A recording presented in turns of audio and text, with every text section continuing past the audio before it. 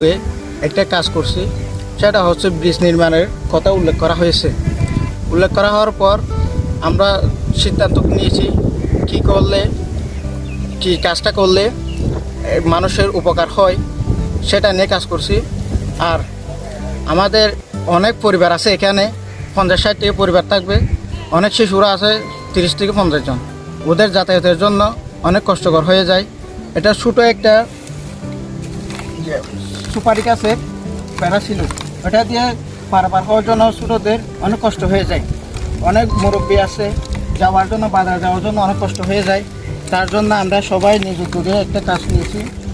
আর অনেকজনকে বলছিলাম সহযোগিতা করার জন্য, করে নাই। আমরা নিজ উদ্যোগে যতটা সম্ভব, যতটা আমাদের জোগাড় করে যতটা টাকা পেয়েছি সেখান থেকে এই ব্রিজটা করা হয়েছে। আশা করে সবাই যাতায়াতের জন্য এটা ভালো হবে বলে আমরা মনে করি। ধন্যবাদ সবাইকে।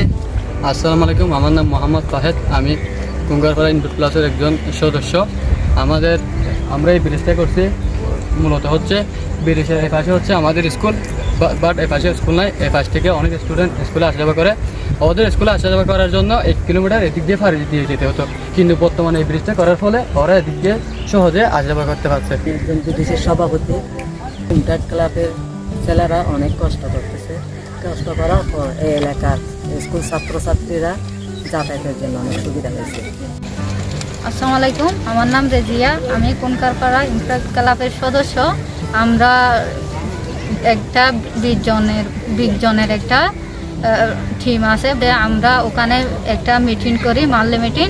ওখানে আমাদের কোনো এলাকার মধ্যে বা কোনো কাজে একটাও সম্পূর্ণ থেকে গেলে ওইটা আমরা বাস্তবায়ন করি। আমি ধন্যবাদ এবং কৃতজ্ঞতা জানাই, বিশেষ করে কুঙ্কারপাড়া ইনটেক ক্লাবের যারা সদস্য আছেন। তারা আসলে নিজেদের গ্রামকে উন্নয়নের জন্য যে কাজগুলো বেছে নিয়েছেন, এটা খুবই নিঃসন্দেহে খুবই ভালো একটা কাজ।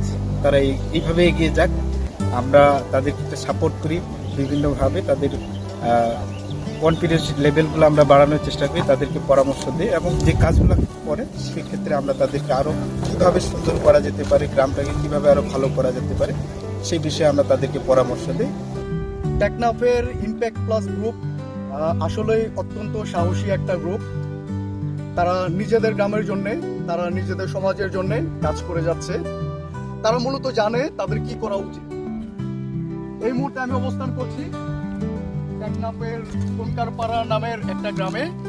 এই গ্রামের যে ইয়ুথ ফোরাম রয়েছে, এই ইয়ুথ ফোরামের সদস্যরা একত্রিত হয়েছে এবং